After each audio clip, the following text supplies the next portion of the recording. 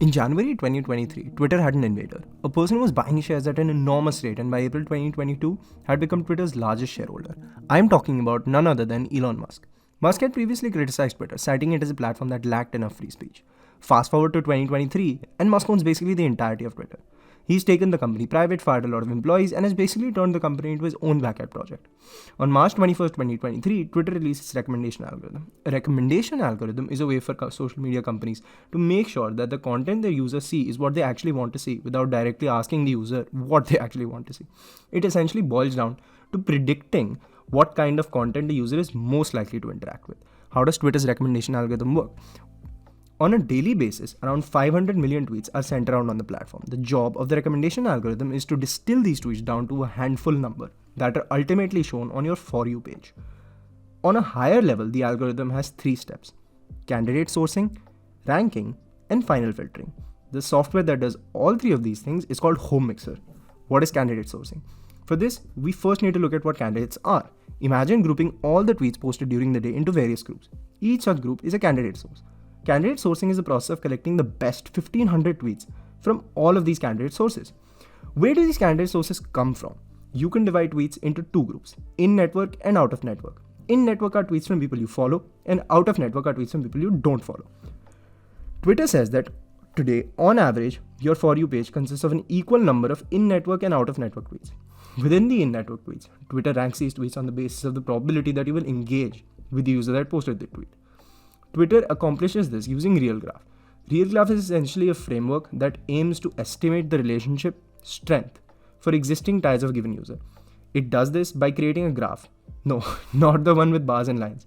It's more like a web, where each user is connected to another through a line. These lines are called edges. These edges each have a number associated with them. This number is called the weight of the edge, and in this case represents the strength of the relationship between any 2 users. There's a lot more information about RealGraph in this paper, and I've also linked it in the description. Now, you know why you don't see every single tweet from every single author you follow. Twitter takes all of their tweets from that day and ranks them using this framework. It then shows the top few that it thinks you liked most. For out-of-network tweets, it's a bit more complicated to decide which tweets will be relevant for you, especially because you don't follow these people. Twitter follows 2 approaches for this. The first is called social graph. All users on Twitter can be mapped out in the form of a graph. This means that if you follow A who follows B, you're indirectly connected to B. This way, your social proximity to B can be measured even though you don't follow B. Sort of like how you see if a person has any mutual friends with you before you become friends with them. Twitter follows this graph and answers 2 questions. What tweets did people I follow recently engage with? Who likes similar tweets to me? And what else have they recently liked? Twitter then generates a list of tweets and then ranks them again. The second approach is through embedding spaces. Embedding spaces is a fancy way to say Twitter sourcing tweets that it thinks are similar to your interests. For example, if you're a fan of pop, it will take tweets that are related to pop and popular with other people that like pop and show them to you. After this entire process, Twitter has a list of 1500 tweets.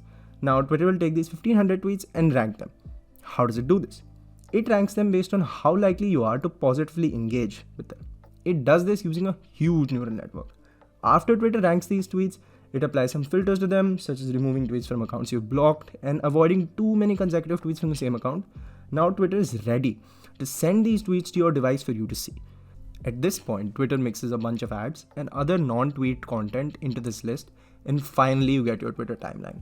How is Twitter different from before Musk was involved at all? Twitter's monthly traffic has bounced around 6 to 8 billion website visits since January of 2022. Although this number has not fluctuated enough for it to matter, what has changed, according to Twitter's users, is the content on the platform. When it comes to hate speech, the Institute for Strategic Dialogue posted a research report and highlighted the increase in anti-Semitic content on Twitter after Elon Musk's takeover. This also is the same time as Kanye West started talking about anti-Semitic conspiracy theories and the Russian invasion of Ukraine, which prompted more anti-Semitic content. So this might not be because of Musk's own actions. However, after his takeover, Musk has unbanned a huge number of previously suspended accounts.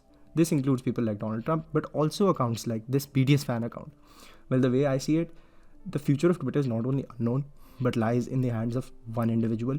I don't use Twitter for anything other than reading One Piece spoilers, but I know people that regularly use it for engaging with their favorite communities. Comment what you use Twitter for and where you see the platform going in the future.